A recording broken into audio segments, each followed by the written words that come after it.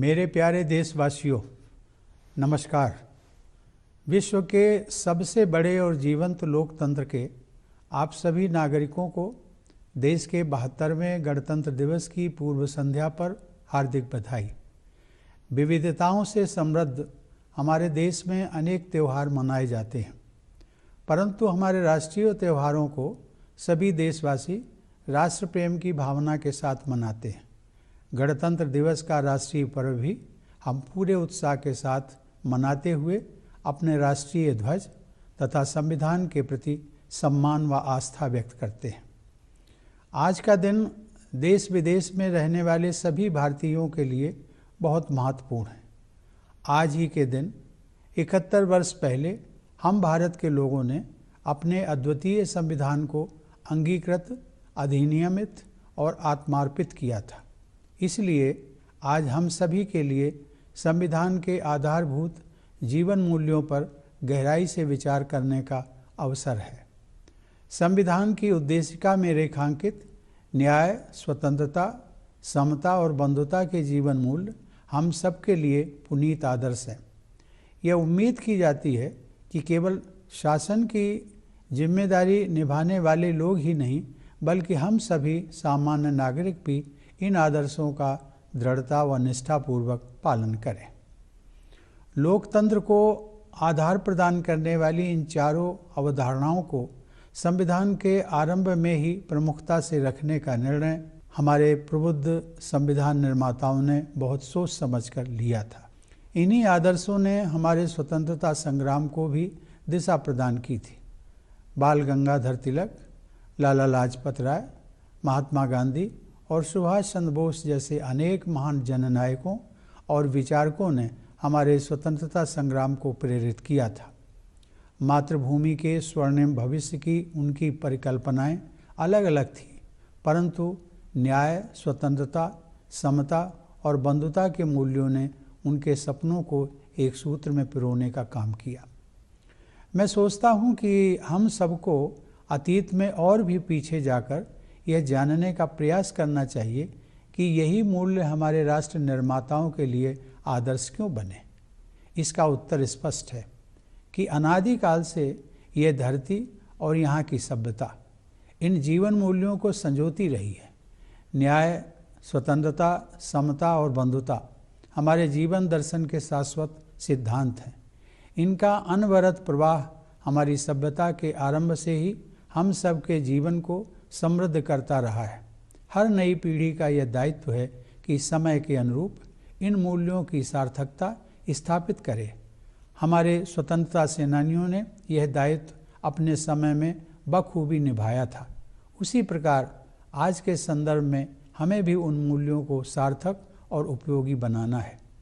इन्हीं सिद्धांतों से आलोकित पथ पर हमारी विकास यात्रा को निरंतर आगे बढ़ते रहना चाहिए।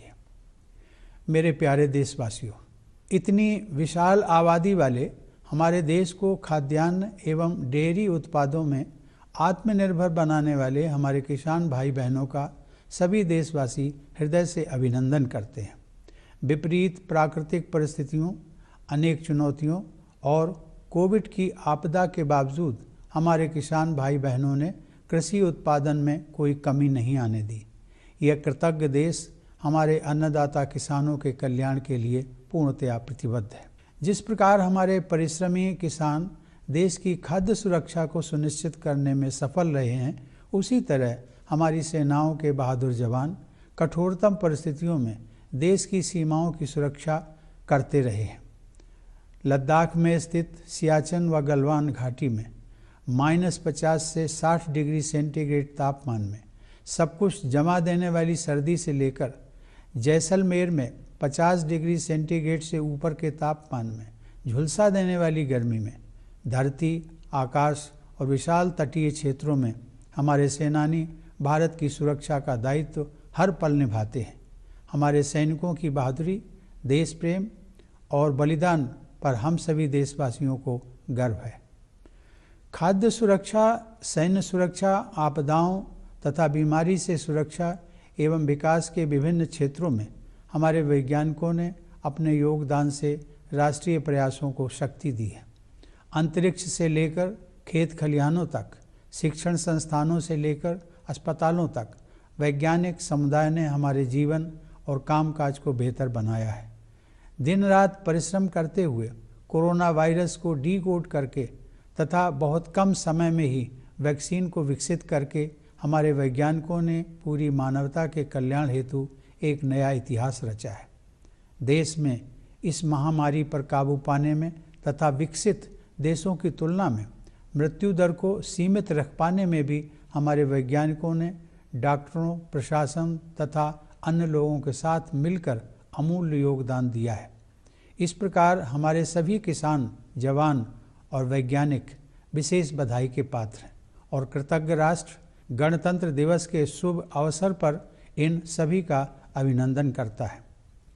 प्यारे देशवासियों, पिछले वर्ष जब पूरी मानवता एक विकराल आपदा का सामना करते हुए ठहर सी गई थी, उस दौरान मैं भारतीय संविधान के मूल तत्वों पर मनन करता रहा।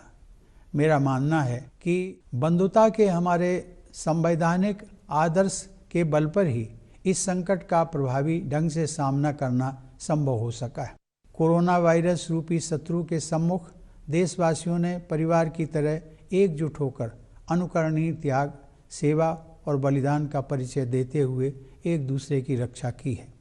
मैं यहाँ उन डॉक्टरों, नर्सों, स्वास्थ्य कर्मियों, स्वास्थ्य सेवाओं से जुड़े प्रशासकों और सफाई कर्मियों का उल्लेख करना चाहता हूँ, जिन्होंने अपनी जान जोखिम में डालकर पीड़ितों की देखभाल की है। बहुतों ने तो अपने प्राण भी गंवा दिए। इनके साथ साथ इस महामारी ने देश के लगभग 1.5 लाख नागरिकों को अपनी चपेट में ले लिया। उन सभी के शोक संतप्त परिवारों के प्रति मैं अपनी संवेदना प्रकट करता हूँ। कोरोना के मोर्चे पर अग्रिम पंक्ति के योद्धाओं के रूप में हमारे साधारण नागरिकों ने असाधारण योगदान दिया है। आने वाली पीढ़ियों के लोग जब इस दौर का इतिहास जानेंगे तो इस आकस्मिक संकट का जिस साहस के साथ आप सब ने सामना किया है, उसके प्रति वे श्रद्धा से नतमस्तक हो जाएंगे। भारत की घनी आबादी, सांस्कृतिक परंपराओं की विविधता तथा प्राकृतिक व भौगोलिक चुनौतियों के कारण कोविड से बचाव के उपाय करना हम सब के लिए कहीं अधिक चुनौती भरा काम था। चुनौतियों के बावजूद इस वायरस के प्रकोप पर काबू पाने में हम काफ़ी हद तक सफल रहे हैं। इस गंभीर आपदा के बावजूद हमने अनेक क्षेत्रों में अपनी गतिविधियों को सफलतापूर्वक आगे बढ़ाया है। इस महामारी के कारण हमारे बच्चों और युवा पीढ़ी की शिक्षा प्रक्रिया के बाधित होने का खतरा पैदा हो गया था, लेकिन हमारे संस्थानों और शिक्षकों ने नई टेक्नोलॉजी को शीघ्रता से अपनाकर यह सुनिश्चित किया कि विद्यार्थियों की शिक्षा निरंतर चलती रहे। बिहार जैसी घनी आबादी वाले राज्य तथा जम्मू कश्मीर व लद्दाख जैसे दुर्गम व चुनौती भरे क्षेत्रों में स्वतंत्र, निष्पक्ष और सुरक्षित चुनाव संपन्न कराना हमारे लोकतंत्र एवं चुनाव आयोग की सराहनीय उपलब्धि रही है। टेक्नोलॉजी की सहायता से न्यायपालिका ने न्याय उपलब्ध कराने की प्रक्रिया जारी रखी।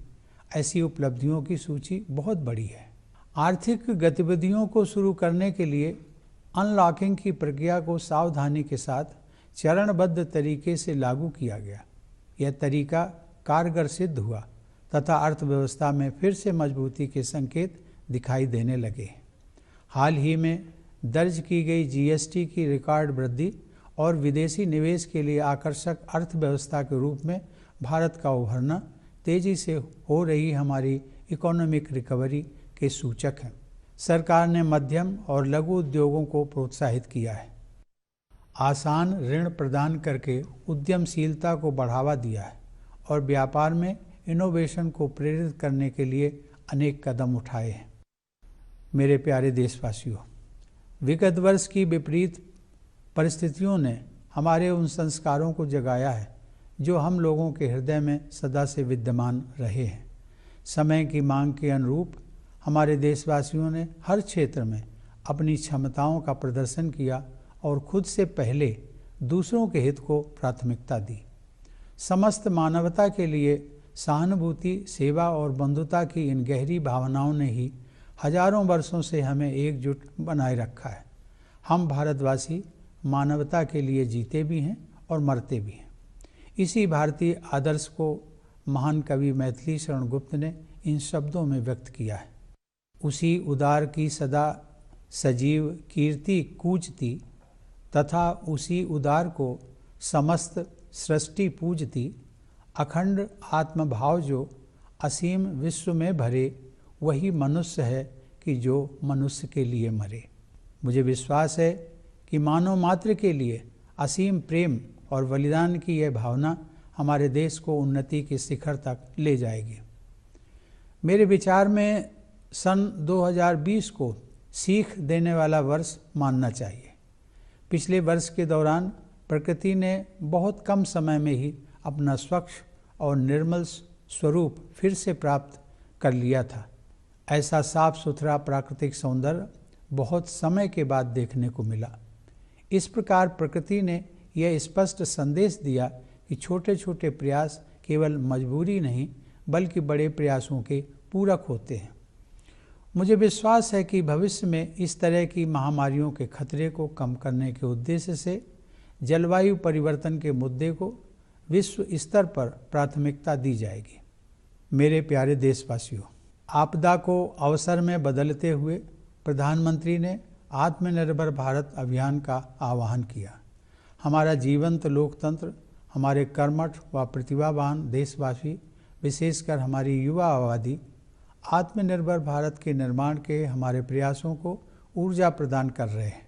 वस्तुओं और सेवाओं के लिए हमारे देशवासियों की मांग को पूरा करने के घरेलू प्रयासों द्वारा तथा इन प्रयासों में आधुनिक टेक्नोलॉजी के प्रयोग से भी इस अभियान को शक्ति मिल रही है। इस अभियान के तहत माइक्रो, स्मॉल और मीडियम एंटरप्राइजेस को बढ़ावा देकर तथा स्टार्टअप इकोसिस्टम को और अधिक मजबूत बनाकर आर्थिक विकास के साथ साथ रोजगार उत्पन्न करने के भी कदम उठाए गए हैं। आत्मनिर्भर भारत अभियान एक जन आंदोलन का रूप ले रहा है। यह अभियान हमारे उन राष्ट्रीय संकल्पों को पूरा करने में भी सहायक होगा जिन्हें हमने नए भारत की परिकल्पना के तहत देश की आज़ादी के 75वें वर्ष तक यानी सन 2022 तक हासिल करने का लक्ष्य रखा है। हर परिवार को बुनियादी सुविधाओं से युक्त पक्का मकान दिलाने से लेकर किसानों की आय को दोगुना करने तक ऐसे महत्वपूर्ण लक्ष्यों की तरफ बढ़ते हुए हम अपनी आज़ादी की 75वीं वर्षगांठ के ऐतिहासिक पड़ाव तक पहुंचेंगे। नए भारत के समावेशी समाज का निर्माण करने के लिए हम शिक्षा, स्वास्थ्य, पोषाहार, वंचित वर्गों के उत्थान और महिलाओं के कल्याण पर विशेष बल दे रहे हैं। हमारी यह मान्यता है कि विपरीत परिस्थितियों से कोई न कोई सीख मिलती है। उनका सामना करने से हमारी शक्ति व आत्मविश्वास में वृद्धि होती है। इस आत्मविश्वास के साथ भारत ने कई क्षेत्रों में बड़े कदम उठाए हैं। पूरी गति से आगे बढ़ रहे हमारे आर्थिक सुधारों के पूरक के रूप में नए कानून बनाकर कृषि और श्रम के क्षेत्रों में ऐसे सुधार किए गए हैं जो लंबे समय से अपेक्षित थे।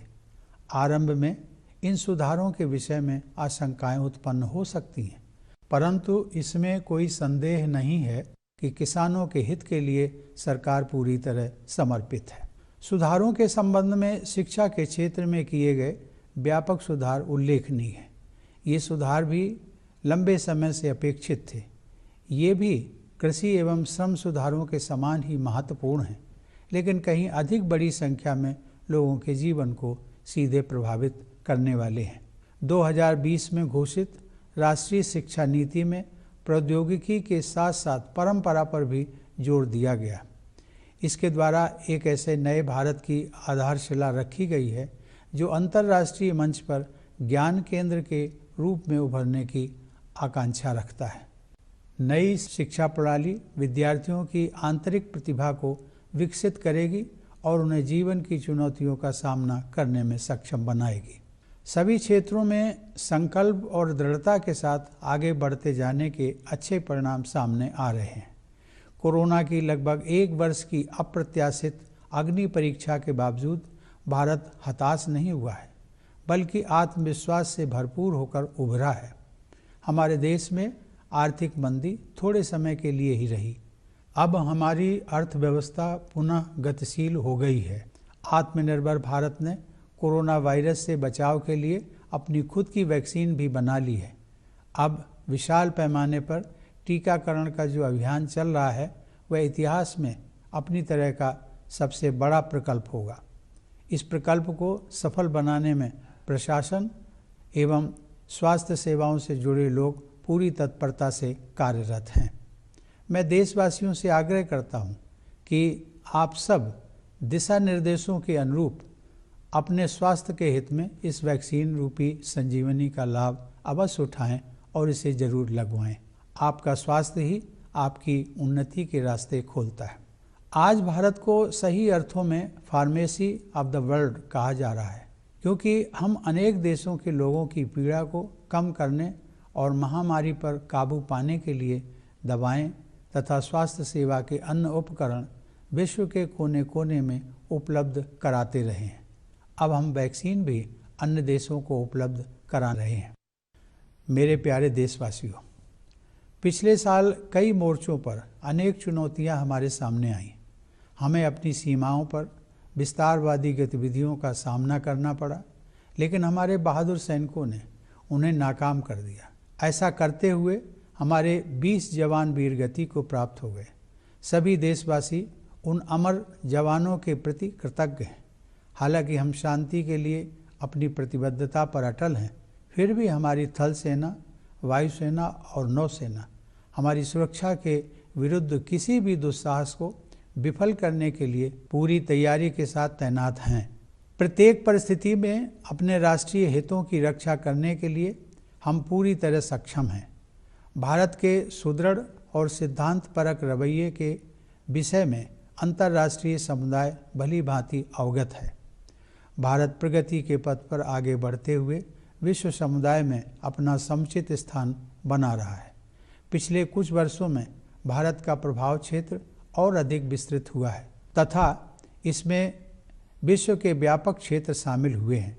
जिस असाधारण समर्थन के साथ इस वर्ष भारत ने अस्थायी सदस्य के रूप में सुरक्षा परिषद में प्रवेश किया है, वह इस बढ़ते प्रभाव का सूचक है। विश्व स्तर पर राजनेताओं के साथ हमारे संबंधों की गहराई कई गुना बढ़ी है। अपने जीवंत लोकतंत्र के बल पर भारत ने एक जिम्मेदार और विश्वसनीय राष्ट्र के रूप में अपनी साख बढ़ाई है। इस संदर्भ में यह हम सबके हित में है कि हम अपने संविधान में निहित आदर्शों को सूत्रवाक्य की तरह सदैव याद रखें। मैंने यह पहले भी कहा है और मैं आज पुनः इस बात को दोहराऊंगा कि राष्ट्रपिता महात्मा गांधी के जीवन और विचारों पर मनन करना हमारी दिनचर्या का हिस्सा होना चाहिए। हमें हर संभव प्रयास करना है कि समाज का एक भी सदस्य दुखी या अभावग्रस्त न रह जाए।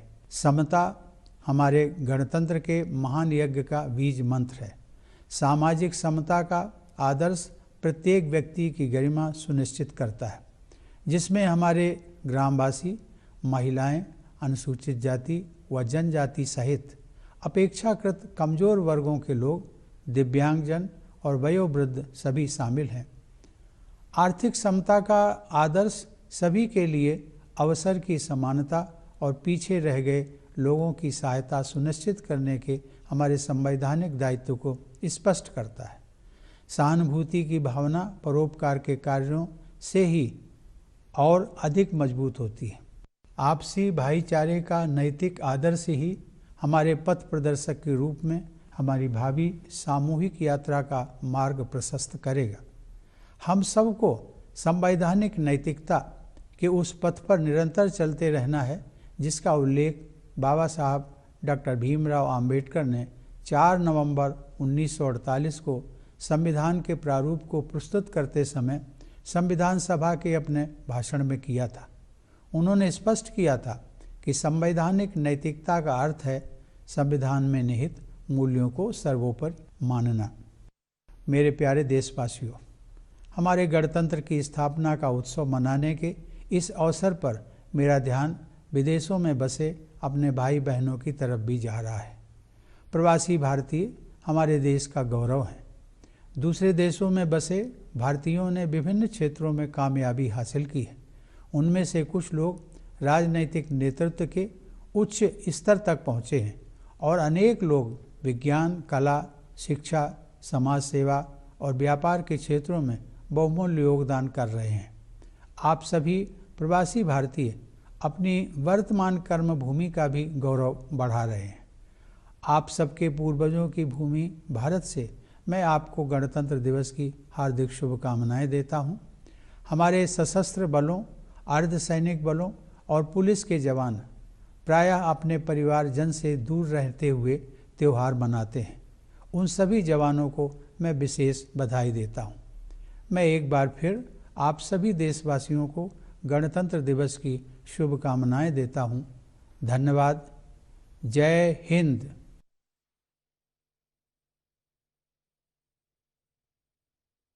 Dear fellow citizens, Namaskar. Greetings to all of you on the eve of the 72nd Republic Day of the world's largest and most vibrant democracy.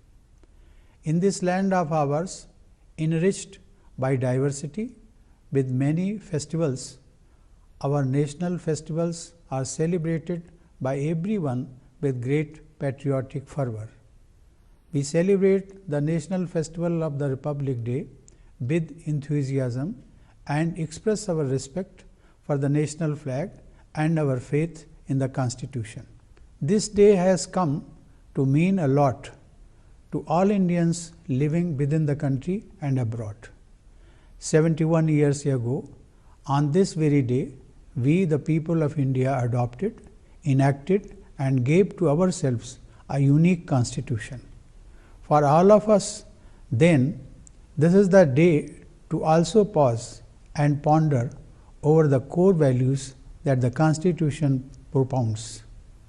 These values, justice, liberty, equality, and fraternity, outlined in the preamble of our Constitution, are sacred to all of us. Its abiding adherence is meant not only for those who are mandated to govern, but for the people at large. It is not without reason that the wise men and women who framed the Constitution chose to place these 4 terms at the very beginning of the Constitution to build the foundation on which the edifice of our democracy rests. In fact, these were the values that guided our freedom struggle. A galaxy of great leaders and thinkers like Bal Gangadhar Tilak, Lala Lajpat Rai, Mahatma Gandhi, and Subhash Chandra Bose inspired our freedom struggle. They had diverse dreams of a magnificent future of the motherland, but common to their aspirations were these values: justice, liberty, equality, and fraternity. I would like that we go further back into history and inquire why precisely these values guided our nation builders. And the answer is obvious. This land and its inhabitants have cherished these ideals from the time immemorial. Justice, liberty, equality, and fraternity are perennial principles of our philosophy of life. They come to us from the dawn of this civilization through an unbroken chain. It is, of course, the task of every generation to seek out the meaning of these values for its times. As the freedom fighters did in their day, so should we in our time. These key principles should light our path to development. Dear fellow citizens, every Indian salutes our farmers who have made our vast and populous country self-reliant in food grains and dairy products. Despite adversities of nature, numerous other challenges, and the COVID-19 pandemic, our farmers sustained the agricultural production. A grateful nation is fully committed to the welfare of our farmers. Just as our hard-working farmers ensure food security for the country, the brave soldiers of the armed forces ensure security of our national boundaries amid severest conditions. From the freezing cold at Siachen and Galwan Valley in Ladakh, with temperatures as low as -50 to 60 degrees Celsius, to the scorching heat in Jaisalmer with temperatures as high as 50 degrees Celsius on land, in the skies and at the vast coastal areas, our warriors are vigilant every moment. Every citizen feels proud about the bravery, patriotism and the spirit of sacrifice among our soldiers.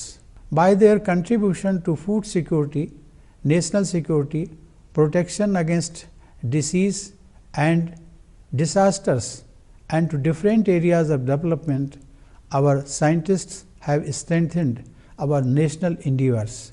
From space to the farms, from educational institutions to hospitals, the community of scientists has enriched our life and work.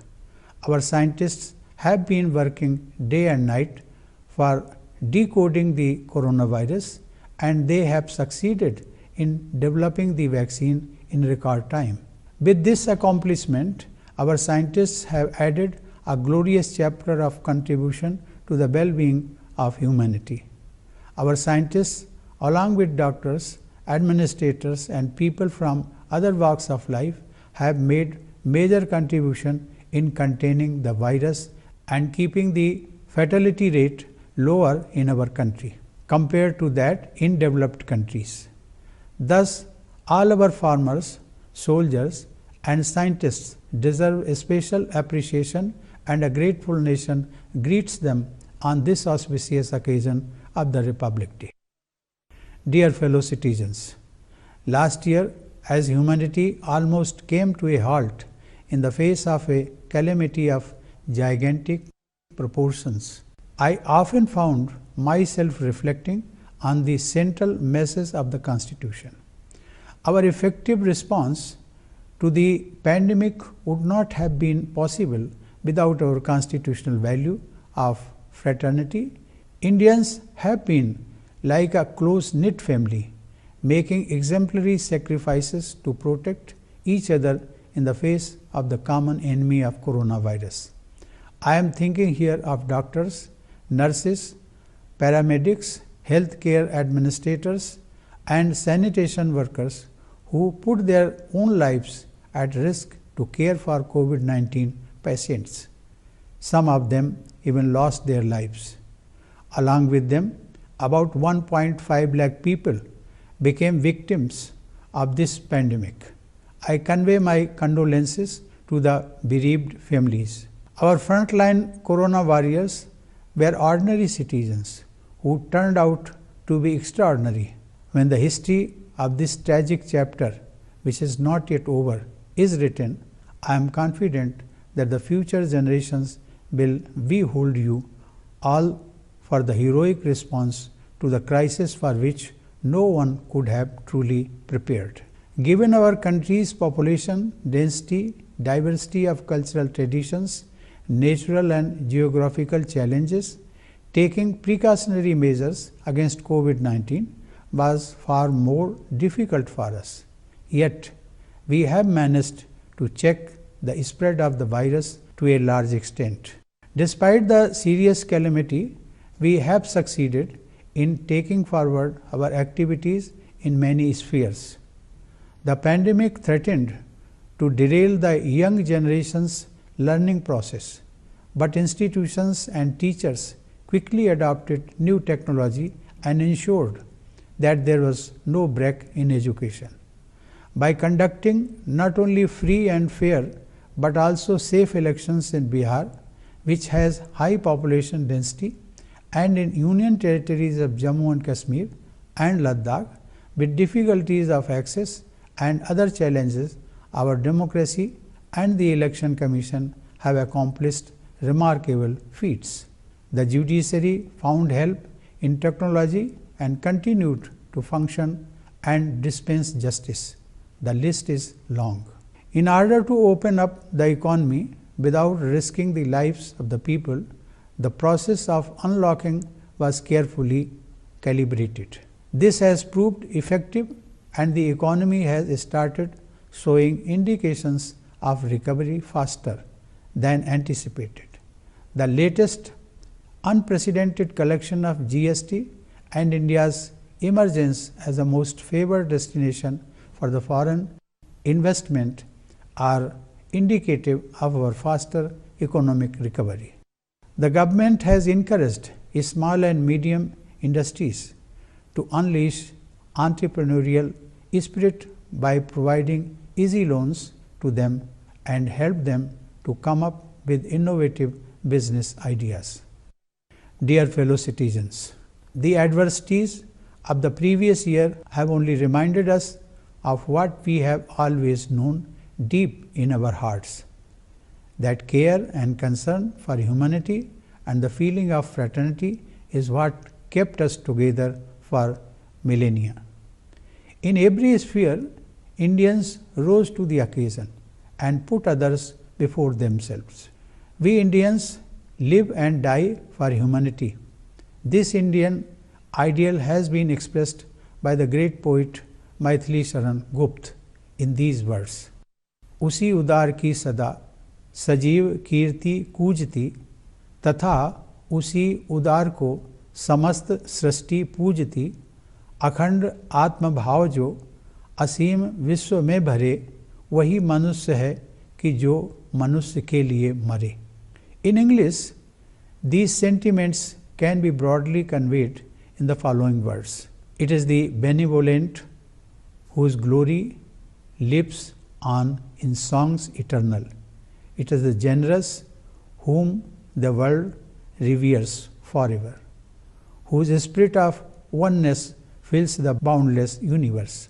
They truly are human who die for fellow beings.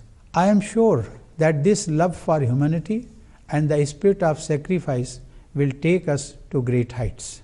Let us look at 2020 as a year of learning.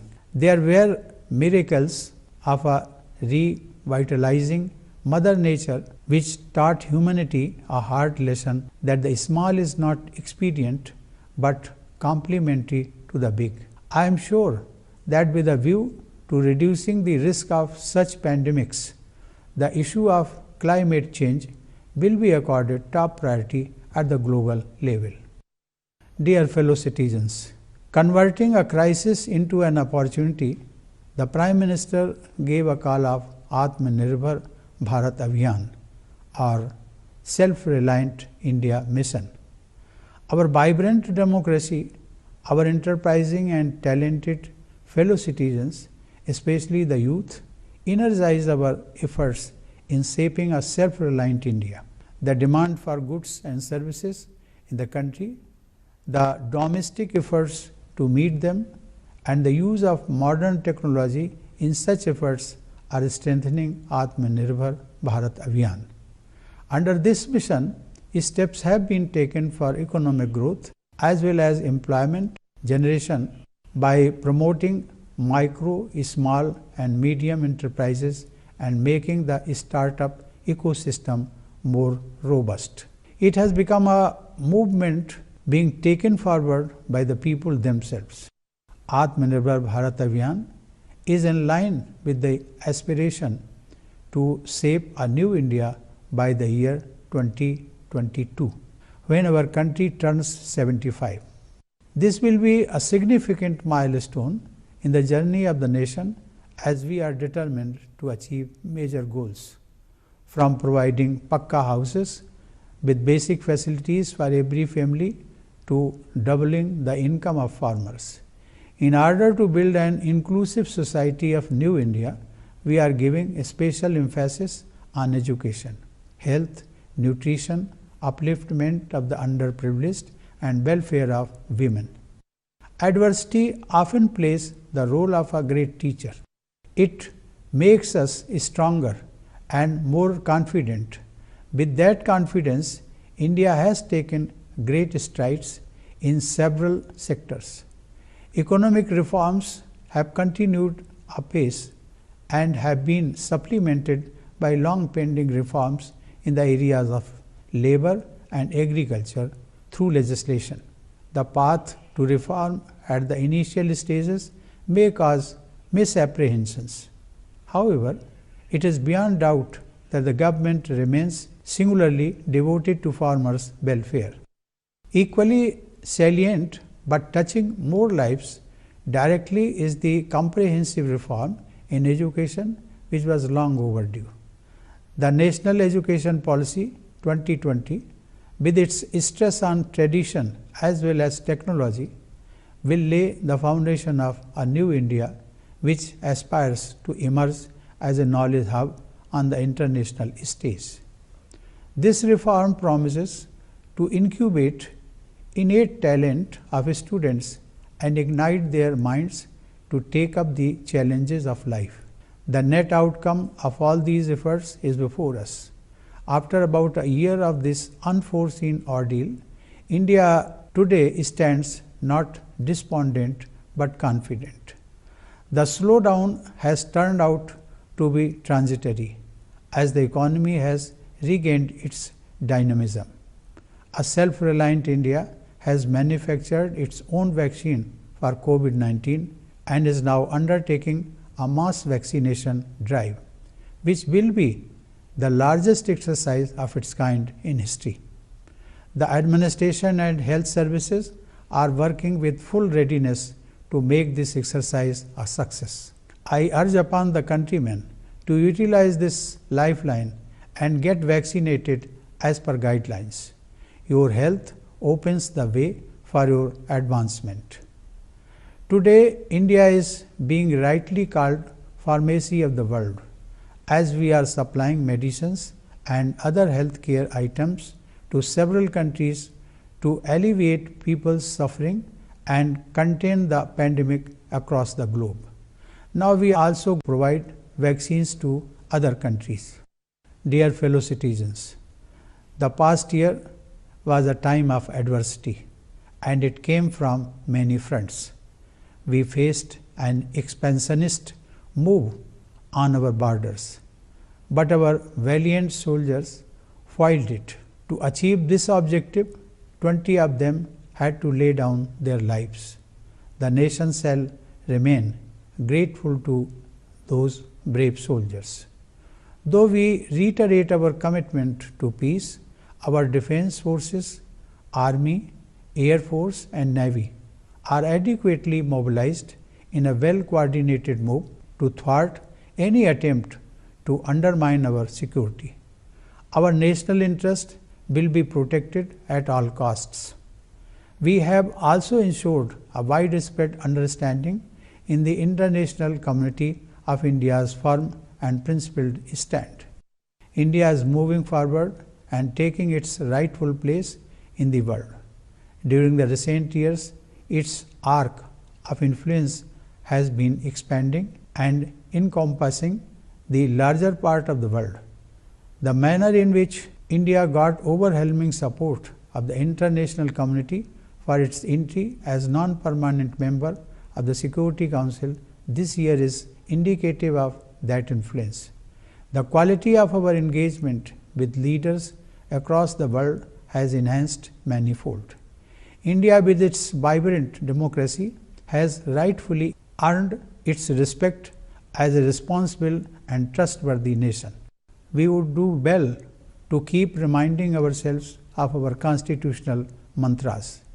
I have said this before, but I will repeat that we should make it a part of our daily routine to meditate upon the life and thought of our Father of the nation. We must make all efforts to wipe tears from every eye. Equality is the watchword for the great project of our republic.